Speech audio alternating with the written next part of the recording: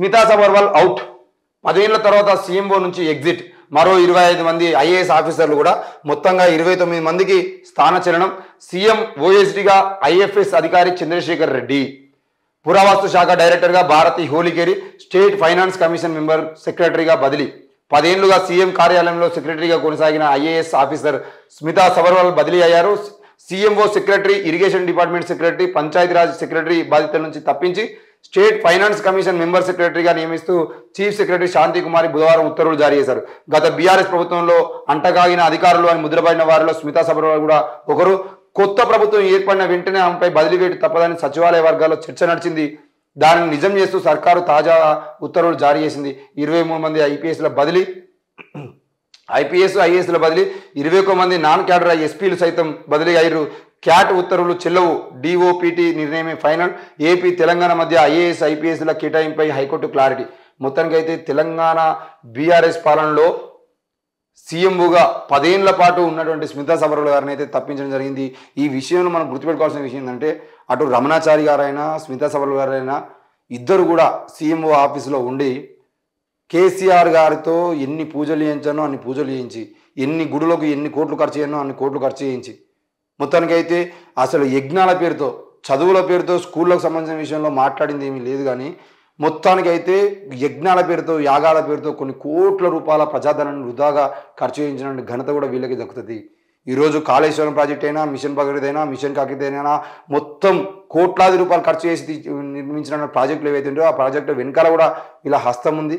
మరి ఆ ప్రాజెక్టులకు సంబంధించిన విషయంలో కూడా ఏం జరిగింది ఏంది అనేది కూడా పూర్తి స్థాయిలో వీళ్ళకు ఎంక్వైరీ చేస్తే వీళ్ళ దగ్గర నుండి పూర్తి సమాచారం బయటకు వచ్చే అవకాశాలు ఉంటాయి. మరి అది పక్కన పెడితే ఈ తెలంగాణ రాష్ట్ర బడ్జెట్లో వేలాది కోట్ల రూపాయలని ఈరోజు యజ్ఞాల యాగాల పేరు ఖర్చు చేసినటువంటి ఘనత కూడా వీళ్ళకే దక్కుతుంది.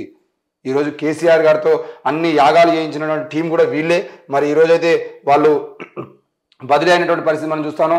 తెలంగాణ భవన్కు నోటీసులు, నిబంధనల విరుద్ధంగా తెలంగాణ భవన్లో టీ న్యూస్ ఛానల్ నిర్వహించడంపై నోటీసులు ఇవ్వడం జరిగింది. ఎప్పట్లోగా ఆఫీసు షిఫ్ట్ చేస్తారో వివరణ ఇవ్వాలని స్పష్టం చేశారు. ఏది ఏమైనా కూడా తెలంగాణ భవన్కు సంబంధించిన విషయంలో తెలంగాణ భవన్ అనేది బీఆర్ఎస్ పార్టీ సంబంధించిన విషయంలో పార్టీ భవన్గా ఉండేది.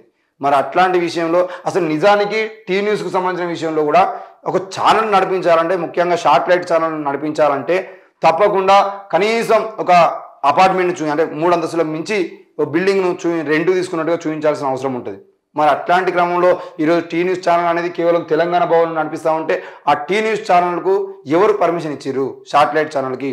ఈరోజు ఒకవేళ అద్దెకు తీసుకున్నా లేదంటే ఓన్ బిల్డింగ్ అయినా కూడా ఆ ఓన్ బిల్డింగా రెంట్ బిల్డింగా, ఆ రెంట్ బిల్డింగ్ అయితే ఆ కార్పొరేట్ బిల్డింగ్ సంబంధించినటువంటి రెంటెడ్ ఫైల్స్ని కూడా దానికి ఇవ్వాల్సిన ఆ శాటిలైట్ ఛానల్ పర్మిషన్ తీసుకుంటున్నప్పుడు వాళ్ళకి ఇవ్వాల్సిన అవకాశం ఉంటుంది. మరి అట్లాంటి క్రమంలో తెలంగాణ భవన్లో టీ న్యూస్ ఛానల్ నడుపుతున్నప్పుడు వాళ్ళకి పర్మిషన్ ఎట్లా వచ్చినాయి? ఆ పర్మిషన్ సంబంధించిన విషయంలో వాళ్ళు రెంట్ చెల్లిస్తున్నారా? ఏం చెల్లిస్తున్నారు? మరి తెలంగాణ భవన్ ఈరోజు కార్పొరేట్ భవన్గా మారిందా? కార్పొరేట్ సంస్థలకి అద్దెకిచ్చేటువంటి ప్రయత్నం చేసిందా? ఎంత మీదైనంత మాత్రాన, మీ గురించి డబ్బా కొట్టినంత మాత్రాన చట్ట వ్యతిరేకంగా అంటే నిబంధనలకు వ్యతిరేకంగా మీరు అట్లా ఎట్లా నడిపిస్తారనే విషయంలో కూడా దాని మీద ఎంక్వైరీ చేస్తామని చెప్పేసి మాట్లాడుతున్నారు. ఎప్పటిలోగా ఆఫీస్ని షిఫ్ట్ చేస్తారో కాదు, ఎప్పటిలోగా ఆఫీస్ని షిఫ్ట్ చేస్తారంటే రేపు పొద్దుగాల ఇంకో బిల్డింగ్ మాట్లాడుకొని షిఫ్ట్ చేస్తారు. కానీ ఇన్ని రోజుల పాటు తెలంగాణ భవన్లో టీ న్యూస్ అనేది ఎట్లా నడిచింది అనే దాన్ని కూడా ఎంక్వైరీ చేయాల్సిన అవసరం ఉంది. దానికి సంబంధించిన విషయంలో మరి అధికారులు ఏం చేసిర్రు? ఒక ప్రైవేటు బిల్డింగ్లో నడిపించుకోవాల్సిన ఛానల్ని మరొక పార్టీ బిల్డింగ్లో నడిపించినప్పుడు, పార్టీ సంస్థాగత అంటే ముఖ్యమంత్రితో సైతం అందరూ కూడా వచ్చేటువంటి బిల్డింగ్లో ఈరోజు పార్టీ ఛానల్ నడిపిస్తున్నప్పుడు మరి దాని మీద ఏం చర్యలు తీసుకుంటారు అనే విషయం మీద కూడా తప్పకుండా నిర్ణయం తీసుకోవాల్సిన అవసరం ఉంది. ఆపరేషన్ 15 లోక్సభ ఎన్నికల్లో మెజారిటీ సీట్లు సాధించాలి. పార్లమెంట్ ఎన్నికల తర్వాతే నామినేటెడ్ పోస్టుల భర్తీ. మార్చి 17లోగా అన్ని గ్యారంటీలు అమలు చేద్దామని చెప్పేసి అయితే రేవంత్ రెడ్డి చెప్తున్నాడు. ఈ బీజేపీలో ఆపరేషన్ 10 అంటే ఆపరేషన్ 10 సీట్లను వాళ్ళు పెట్టుకున్నారు. ఇప్పుడు రేవంత్ రెడ్డి ముఖ్యమంత్రిగా ఉన్నటువంటి రేవంత్ రెడ్డి ఏమో ఆపరేషన్ 15 అంటే వీళ్ళు పూర్తిగా 17 సీట్లు గెలుద్దామనే ఆలోచన బీజేపీకి లేదు, రేవంత్ రెడ్డికి లేదు, కేసీఆర్ కూడా లేదు. అంటే ఎట్లాగో మా మీద నమ్మకం లేదనే ఆలోచనలో వాళ్ళు ఉన్నారు. ఈ 15 సీట్లు పోతే ఒక సీటు ఎంఐఎం గెలిచేటువంటి అవకాశాలు ఉన్నాయని చెప్పేసి మాట్లాడతారు, ఇంకొక సీటు ఎవరో ఒకరు గెలిచేటువంటి అవకాశాలు ఉంటాయి. మొత్తానికి అయితే 15 సీట్లు మనం గెలవాలి అనేది రేవంత్ రెడ్డి ఆపరేషన్గా పెట్టుకున్నాడు. మొత్తానికి అయితే పార్లమెంట్ ఎన్నికల తర్వాతనే నామినేటెడ్ పోస్టుల భర్తీ ఉంటుంది. నిన్న కూడా మనకు శ్రీకాంతాచారి తల్లి శంకరమ్మ గారికి నామినేటెడ్ పోస్టులు వచ్చేటువంటి అవకాశం ఉంది అని చెప్పేసి మనం చూసినాం. మరి అట్లాంటి క్రమంలో ఎలక్షన్స్కి ముందే నామినేటెడ్ పోస్టులను భర్తీ చేస్తే ముఖ్యంగా అన్ని శాఖలకు సంబంధించినటువంటి చైర్మన్ల పదవులకు సంబంధించిన విషయంలో కూడా మనం భర్తీ చేస్తే రానటువంటి వాళ్ళు అసంతృప్తిగా ఫీల్ అయ్యి మళ్ళీ వేరే పార్టీ మారేటువంటి అవకాశాలు ఉన్నాయని చెప్పేసి వాళ్ళందరినీ చల్లబరచడం కోసం ఎవరు కూడా పార్టీని వీడి బయటికి పోకుండా కోసం ముఖ్యంగా పదవులు ఇవ్వకుండా దాచిపెట్టడం ద్వారా వచ్చే లోక్సభ ఎన్నికల్లో వీళ్ళు కష్టపడి పనిచేసేటువంటి అవకాశం కూడా ఉంటుంది. కాబట్టి ఎట్టి పరిస్థితుల్లో కూడా నామినేటెడ్ పోస్టులను ఇప్పుడే భర్తీ చేద్దాన్న ఆలోచనలో మాత్రం ప్రభుత్వం ఉన్నట్టుగా తెలుస్తూ ఉంది. మరి మార్చి 17లోగా అన్ని గ్యారంటీలు అమలు చేద్దామని చెప్పేసి అయితే మాట్లాడుతూ ఉన్నారు. నామినేటెడ్పై మీ ప్రతిపాదనను పంపండి, మంత్రులకు సీఎం నుంచి ఇండికేషన్. నామినేటెడ్ పదవుల విషయంలో ప్రతిపాదనలు పంపాలని సీఎం నుంచి మంత్రులకు ఇండికేషన్ వెళ్ళినట్టు సమాచారం. పార్టీ కోసం కష్టపడిన వారి పేర్లు రికమెండ్ చేయాలని సూచించినట్టు టాక్. ప్రతి గ్రామంలోనూ ఇందిరమ్మ కమిటీలు, ప్రతి జిల్లాల్లో పార్టీ ఆఫీస్కు ఎకరం స్థలం, జోనల్ వ్యవస్థను సమీక్షించేందుకు కమిటీ, కొత్త ఎస్సీ కమిషన్ ఏర్పాటు, 3 నెలలు శ్రమిస్తే మంచి భవిష్యత్తు. 20వ తేదీ నుంచి సీఎం క్షేత్రస్థాయి పర్యటనలు, టీపీసీసీ విస్తృత స్థాయి మీటింగ్లో నిర్ణయాలు, ప్రజల ఆకాంక్షలను నెరవేర్చాలి, మున్షి కార్యకర్తల శ్రమతోనే పవర్లోకి అని ఉత్తమ్ కుమార్ రెడ్డి మాట్లాడడం జరిగింది. ఇక్కడ పోతే మొన్నటి వరకు కేసీఆర్ ప్రభుత్వం మీద దుమ్మెత్తి పోసినటువంటి కాంగ్రెస్ ప్రభుత్వం కూడా మళ్ళా వాళ్ళ పార్టీ ఆఫీసుల కోసం ప్రతి జిల్లాలో పార్టీ ఆఫీస్ కోసం ఎకరం స్థలం కేటాయిస్తారట.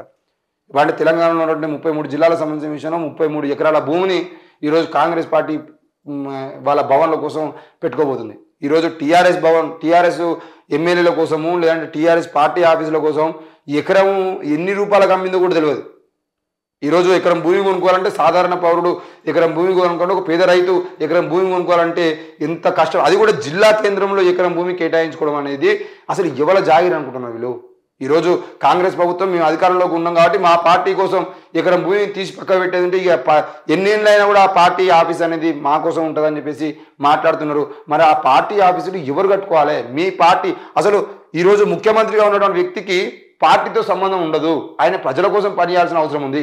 మరి పార్టీ కోసం నువ్వు 100 ఎకరాలు ఈరోజు 33 ఎకరాల భూములు ఒక్కో జిల్లాలో ఎకరం చొప్పున తీసి అంటే 33 ఎకరాల భూములు ప్రభుత్వ ఖజానాను నువ్వు ఎట్లా తీస్తావు? అది పార్టీ చూసుకుంటుంది. పార్టీకి ప్రభుత్వానికి సంబంధం లేదు కదా.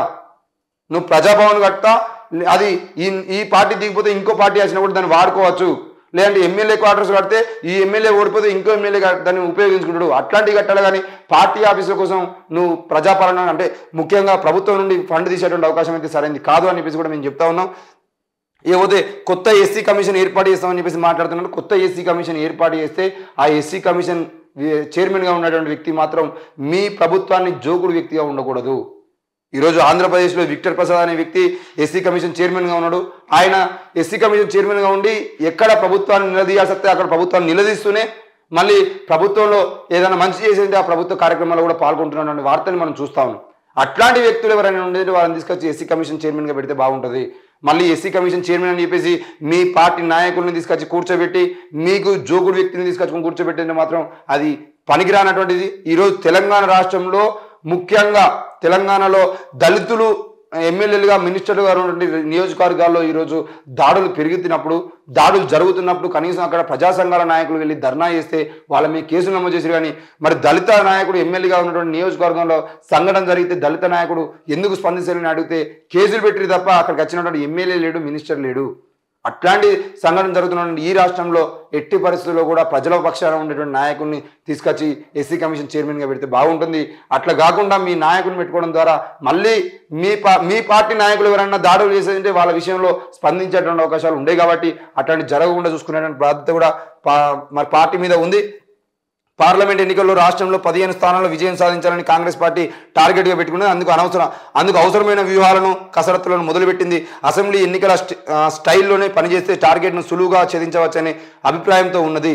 బుధవారం గాంధీ భవన్లో ఏఐసిసి రాష్ట్ర వ్యవహారాల ఇన్ఛార్జ్ దీపాదాస్ మున్షి నేతృత్వంలో మొదటిసారి టీపీసీసీ విస్తృత స్థాయి సమావేశం నిర్వహించారు. ఇందుకు సీఎం రేవంత్ రెడ్డితో పాటు మంత్రులు సైతం హాజరయ్యారు. బోర్లబడి బొక్కలు విరిగినా బీఆర్ఎస్కు బుద్ధి రాలేదని చెప్పేసి మాట్లాడుతున్నారు. కిషన్ రెడ్డి ఆదాయం తగ్గినట్టుంది, అందుకే కాళేశ్వరంపై సిబిఐ ఎంక్వైరీ కోరుతున్నారని సీఎం రేవంత్ రెడ్డి వ్యాఖ్యలు చేసిండు. అంటే కిషన్ రెడ్డికి ఇవ్వాల్సినటువంటి వాటా ఏదైతే ఉందో, వాళ్ళకి ఆయనకి ఇచ్చాల్సినటువంటి కమిషన్ ఏదైతే ఉందో, మన బీఆర్ఎస్ను మేము తిట్టము అని చెప్పేసి చేసుకున్న డీలింగ్లో భాగంగా మరి ఈరోజు కిషన్ రెడ్డి మళ్ళీ సిబిఐ ఎంక్వైరీ కోరుతున్నారంటే మరి ఆయనకి ఇచ్చేటువంటి వాటా తగ్గిందా, ఆయనకు రావాల్సినటువంటి ఆదాయం రావట్లేదా, ఎందుకు మరి ఈరోజు కిషన్ రెడ్డి మాట మారుస్తున్నా అనే విషయంలో కూడా రేవంత్ రెడ్డి కామెంట్ చేయడం జరిగింది. ఇకపోతే రాష్ట్రాన్ని పీల్చి పిప్పి చేసిన బీఆర్ఎస్ ఆర్టీసీకి ఆదాయ మార్గాలు వెతకాలని చెప్పేసి డిప్యూటీ సీఎం బట్టి విక్రమార్క చెప్పాడు. ఆర్టీసీకి ఆదాయ మార్గాలు వెతకాల్సిన అవసరం ఉంది.